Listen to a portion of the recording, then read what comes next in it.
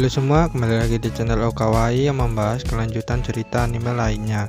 Di video ini merupakan kelanjutan anime Re:Zero Kara Hachimeru Isekai Seikatsu setelah season 2. Di video ini versi light novel Re:Zero Kara Hachimeru Isekai Seikatsu vol 16 part 1. Seperti biasa, Okawaii tidak akan lama-lama di intro, lebih baik kita langsung ke video. Sebelum itu, jika kalian suka dengan channel ini, silahkan subscribe aja.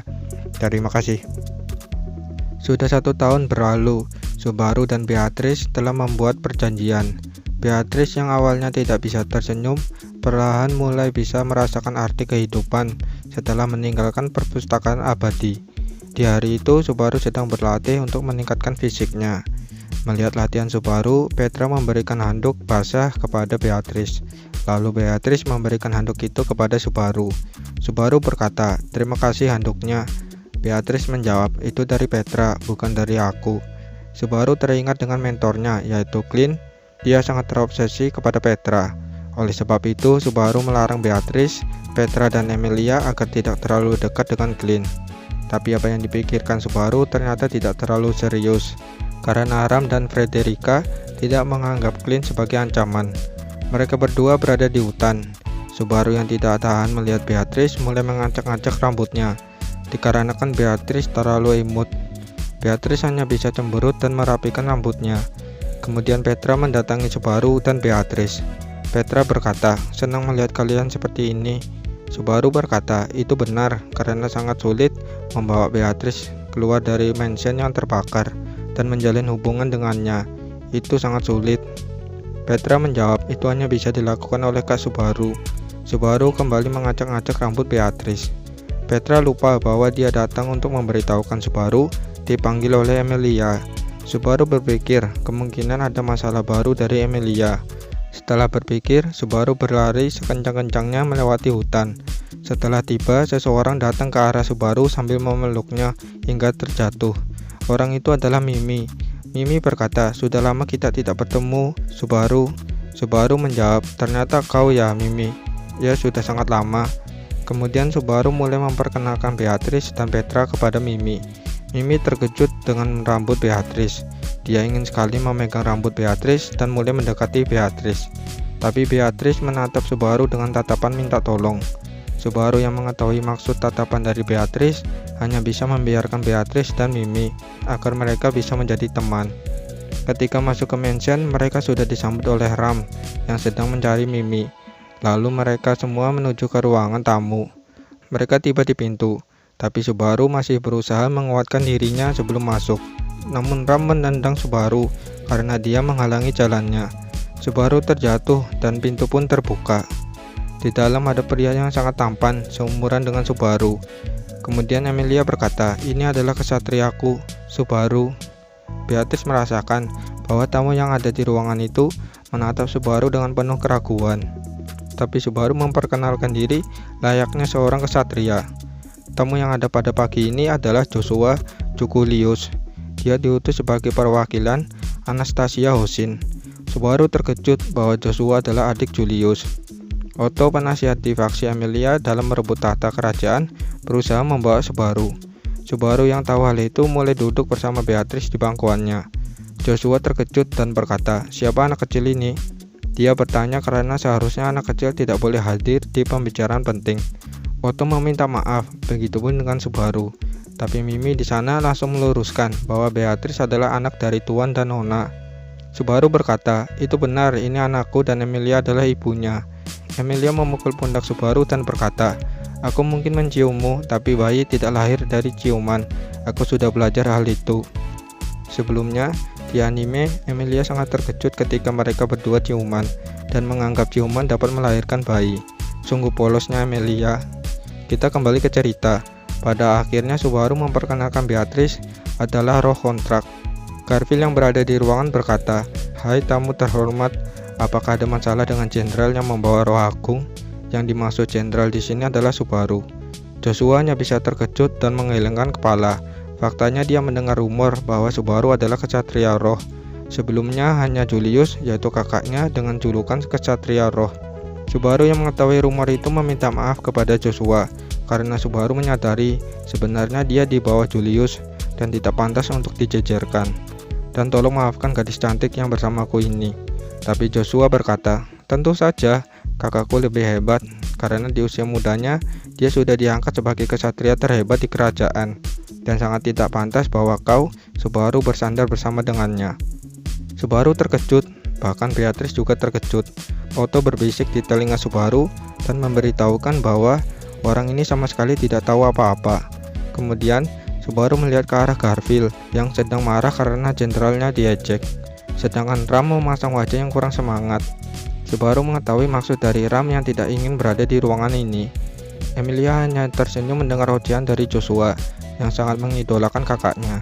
Pada akhirnya mereka mulai membicarakan bisnis yang sebenarnya. Joshua memberitahukan bahwa Nona Anastasia ingin mengundang Nona Emilia ke kota gerbang air Pristella. Otto berkata, mengapa kami harus pergi ke situ? Joshua menjawab, itu adalah undangan pesta buat Lady Emilia. Saat ini Lady Emilia sedang mencari kristal bagus untuk sebagai katalis memanggil roh agung, bukan? Emilia langsung menerima tawaran itu. Subaru, Otto, dan Garfield, mereka bertiga merasakan ada sesuatu yang tidak beres dengan undangan itu. Setelah selesai membagikan undangan, Joshua dan Mimi pergi. Sementara itu Subaru dan Emilia berada di ruangan.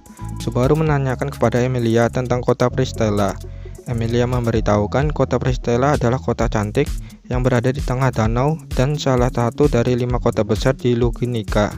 Kota ini terletak di perbatasan kerajaan kita dengan kota Kararagi.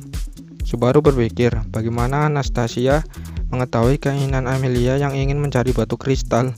Akan sangat sulit kandidat kerajaan memiliki hutang dengan kandidat lain, kata Subaru di pikirannya. Tapi meskipun Pak kembali dan meningkatkan kemampuan bertarung Emilia, itu juga belum cukup untuk menang. Subaru mengingat kejadian 1 tahun yang lalu saat melawan kelinci besar. Kelinci besar ini ada di anime. Kelinci ini merupakan salah satu dari 3 monster yang diciptakan oleh penyihir terkuat. Namanya lupa ya bro. Intinya penyihir itu terkurung di peti mati dan tubuhnya sangat kecil. Yang baru nonton anime pasti tahu. Subaru berharap mereka semua tidak ingin bertemu lagi dengan monster bencana, mengingat betapa sulitnya melawan kelinci, apalagi monster ketiga yang lebih sulit yaitu ular hitam. Di saat itu Emilia sedang berpikir mengenai Pak. Dia memberitahukan kepada Subaru bahwa dirinya ingin sekali bertemu dengan Pak. Subaru yang sudah mulai memahami perasaan Emilia, kemudian duduk di sampingnya dan menghibur Emilia agar tidak terlalu sedih. Di malam hari, Subaru dan Garfield mendatangi tempat Otto. Di saat itu Otto sedang mabuk karena dia kesal dengan kelakuan Emilia dan Subaru yang menerima undangan tanpa berpikir. Sebenarnya Subaru sudah berpikir, tapi dia saat itu hanya mendiskusikan bersama Emilia saja. Subaru merasa bahwa mereka sudah masuk ke permainan dari Anastasia. Mereka berdua terus berusaha menenangkan Otto yang sedang mabuk. Meskipun Otto sedang mabuk, tapi dia masih memiliki kesadaran. Garfield meminjam pulpen dari Otto dan menulis surat untuk neneknya bernama Ryuzu. Subaru tertawa ketika melihat tulisan jelek pada Garfield. Garfield menegaskan bahwa Ryuzu bisa membaca tulisannya. Mengesampingkan menulis surat, Garfield bertanya kepada Subaru mengenai tamu tadi pagi, yaitu Joshua dan Mimi. Apakah mereka ingin bertarung? Jujur, dari awal bertemu, aku melihat gadis itu, dia cukup kuat. Dia menatapku lebih lama. Mungkin dia ingin bertarung denganku, kata Garfield. Subaru menjawab, Mimi memang cukup kuat, tapi... Perkataan Subaru belum selesai dan langsung ditegaskan oleh Garfield. Sebaiknya kita harus waspada dengan undangan itu. Jenderal dan Nona tidak boleh bergerak sendirian. Akan sangat berbahaya jika salah satu dari kalian tertangkap. Otto mulai tersadar dari mabuknya dan dia berkata, aku akan ikut. Jika aku tidak ikut, mungkin Subaru dan Emilia akan menanyakan hal bodoh. Subaru sangat senang karena ada Garfield sebagai pasukan tempur, sedangkan Otto dapat meringankan bebannya ketika berpikir, dan Subaru sebagai poin untuk yang lainnya tetap hidup. Ya, kemampuan khusus dari Subaru bisa hidup lagi dan mengulang kehidupan. Setelah selesai, Subaru meninggalkan mereka berdua. Subaru tiba di mansion pada waktu tengah malam. Dia menuju ke sebuah ruangan yang tertutup pintu. Subaru selalu mengetuk pintu itu dan berkata permisi, berharap pernyataan Subaru bisa dijawab. Rutinitas Subaru setiap hari adalah selalu mengunjungi ruangan itu dan selalu bercerita atau curhat tentang yang dia alami. Di ruangan itu ada gadis yang tertidur. Dia merupakan waifu semua umat, yaitu Rem. Subaru terus bercerita mengenai masalah yang selalu dia dapat, entah itu masalah serius, masalah ringan, dan bahkan kegiatan yang menyenangkan. Subaru tetap akan menceritakan itu semua, sampai bulan sudah tidak terlihat dari jendela. Di pagi hari, Subaru dan Emilia menemui Roswell baru. Mereka berdua meminta izin menghadiri undangan dari Anastasia. Roswell dengan cepat menyetujui hal itu. Tiba-tiba Frederica datang ke ruangan Roswell dan memberitahukan agar Roswell tidak mengganggu Petra yang masih kecil. Roswell hanya bisa menjawab, "Baiklah, kali ini kamu menang." Subaru menyadari setelah 1 tahun terakhir, Roswell baru ini lebih bisa diandalkan daripada sebelumnya. Roswell memberitahukan kepada Subaru bahwa ada gadis bernama Anne Rose Millot akan hadir, begitupun dengan Clint. Subaru hanya bisa terkejut karena Anne Rose adalah sekutu dari Emilia dan dia sangat khawatir karena Clint sangat terobsesi kepada Petra. Ram yang berada di ruangan langsung berkata, "Jika kau khawatir dengan Petra Barusu, mengapa kau tidak menjaga gadis itu?" Barusu adalah panggilan Subaru terhadap Ram. Subaru meminta tolong kepada Frederica dan Ram untuk menjaga Petra, karena dia takut Clint akan datang dan mencari Petra. Roswell berkata, "Kalau begitu pertemuan ini sudah selesai. Aku serahkan mereka berempat padamu, Beatrice." Subaru terkejut, ternyata Beatrice sedang mendengar percakapan mereka dari sisi pintu luar. Roswell memanggil Beatrice segera masuk ke ruangan dengan sebutan anak berumur 400 tahun. Beatrice berkata, "Berhentilah memanggilku dengan sebutan itu." Lalu Beatrice memberitahukan bahwa dia akan menerima tawaran itu. Keesokan harinya mereka semua pergi menggunakan kereta naga. Sesuai jalur, mereka akan sampai di lokasi 10 hari ke depan. Garfield mulai mengeluh karena tubuhnya hanya duduk di kereta tanpa bergerak sedikit pun. Mereka semua membawa peralatan sedikit dengan tujuan agar tidak membuat tenda di perjalanan. Otto yang mendengar keluhan Garfield berkata, "Bagaimana jika kau berlari saja?" Garfield setuju dengan masukan Otto. Jika dia bosan duduk, dia boleh berlari. Di perjalanan, Otto dan Subaru bertukar tempat. Otto yang berada di dalam kereta menjelaskan tentang kondisi kandidat lainnya, yaitu Priscilla dan Phil untuk 1 tahun terakhir. Dimulai dari Priscilla, dia tinggal di perbatasan Kekaisaran Wallachia. Priscilla telah berhasil memanfaatkan situasi yang tidak menguntungkan dengan cara liciknya yang berhasil membuat bangsawan menjadi sekutu. Selain itu, Priscilla sangat cantik dan seorang janda. Sedangkan Vel, dia memiliki bawahan yang sangat terkenal, yaitu Saint Reinhard van Astrea. Meskipun Reinhard memiliki pedang suci, tapi orang-orang di kerajaan masih sulit mengakuinya. Namun Vel bergerak di luar pikiran. Dia membantu orang-orang yang berada di pinggiran atau orang buangan. Oleh sebab itu, wilayah yang dipimpin Vel kini mulai meluas. Tapi ada satu kandidat keadaannya memburuk, yaitu Duchess Cruz Karsten. Sejak 1 tahun terakhir, dia sudah berkurang dalam kinerja untuk menjadi kandidat kerajaan. Jadi tolong Nona Emilia, jika Nona menerima kabar lain, aku berharap jangan terlalu simpati kepada mereka, kata Otto. Emilia menjawab, "Terima kasih Otto, aku mengerti." Dan yang terakhir Anastasia, dia mendapat dukungan dari perusahaan besar Husin. Jadi kekuatan yang ada pada Anastasia adalah finansial. Dia sangat mudah menghancurkan musuh-musuhnya di bidang ekonomi. Jadi yang perlu kita perhatikan saat ini adalah Anastasia.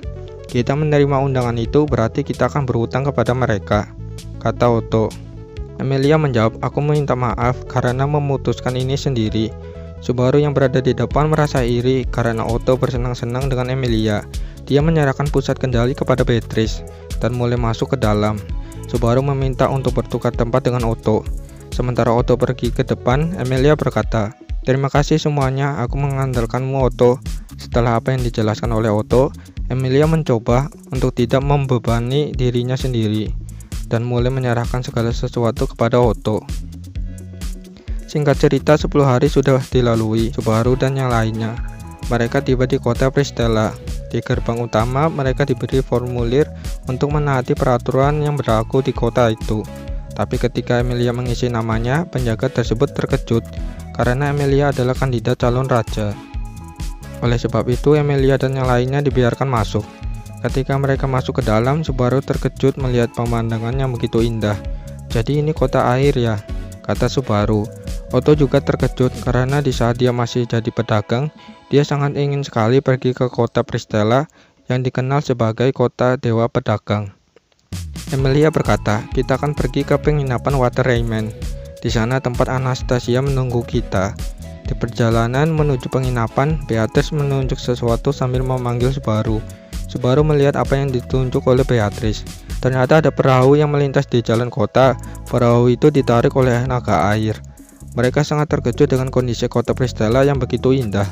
Singkat cerita, mereka tiba di penginapan. Mereka semua terkejut melihat penginapan yang berbentuk seperti penginapan tradisional Jepang. Emilia berkata, aku tidak pernah melihat penginapan seperti ini. Begitupun dengan Beatrice. Subaru berkata di pikirannya, itu benar, ini kan penginapan tradisional Jepang. Ketika semuanya terkejut kecuali Subaru, Anastasia dari belakang memanggil mereka. Subaru terkejut, ternyata Anastasia lebih cantik daripada terakhir bertemu di kerajaan. Di penginapan mereka saling berbincang. Anastasia berkata, sudah berapa tahun kita tidak bertemu, Subaru. Julius juga ingin sekali bertemu denganmu. Mimi juga berada di sana, lalu membawa Garfield menuju keluar. Anastasia bertanya kepada Emilia, siapa bocah yang dibawa Mimi tadi? Subaru menjawab, dia orang terhormat kami. Anastasia berkata, kalau begitu aku akan memberikan waktu buat kalian untuk istirahat sebentar. Setelah selesai istirahat, mereka semua berkumpul di lobi. Subaru sangat ingin melihat para pelayan menggunakan pakaian tradisional Jepang, tapi mereka tidak memakainya sama sekali. Hanya ada bantal duduk yang persis seperti di Jepang. Beatrice duduk di samping Subaru sambil memegang tangannya. Emilia duduk di samping kanan Subaru. Dia merasa terheran karena dari luar bangunan ini sama sekali berbeda dari bangunan lainnya. Di kamar juga ada futon kata pelayan dan pakaian yukata. Emilia masih terheran, lalu melihat Subaru dan berkata, sepertinya kamu sangat akrab dengan hal semua ini, Subaru. Otto mulai berbicara mengenai penginapan yang mereka tinggal saat ini adalah desain dari kota Kararagi. Subaru berpikir, tidak mungkin, apakah ini kebetulan? Karena semua yang ada di sini persis seperti di Jepang. Setelah mendengar penjelasan Otto, Subaru hanya bisa berpikir bahwa pendiri kota Kararagi adalah orang yang senasib dengan Subaru, yaitu ke Isekai. Di saat itu Anastasia datang bersama Julius. Julius meminta maaf kepada Emilia karena sebelumnya saat kedatangan Emilia, dia tidak sempat menyambutnya. Tidak apa, sudah sangat lama kita tidak bertemu. Aku sangat senang kau baik-baik saja, kata Emilia. Julius berkata, terima kasih Lady Emilia. Lalu Julius melihat Subaru dan menyapanya dengan hormat ala kesatria. Subaru merasa terbebani dengan hal itu, tapi Julius memberitahukan bahwa saat ini Subaru sudah resmi sebagai kesatria Emilia, dan Julius ingin menyapanya sebagai rekan kesatria. Subaru berkata, berhentilah, jangan memanggilku seperti itu. Kemudian Julius duduk dan menatap Beatrice, lalu berkata, aku tidak menyangka roh peringkat tinggi akan hadir di sini. Dirasa sudah terlalu jauh, Anastasia menyuruh Julius untuk berhenti. Begitupun dengan Emilia menyuruh Subaru untuk berhenti. Kemudian Otto yang berada di sana juga memperkenalkan diri sebagai penasihat Lady Emilia.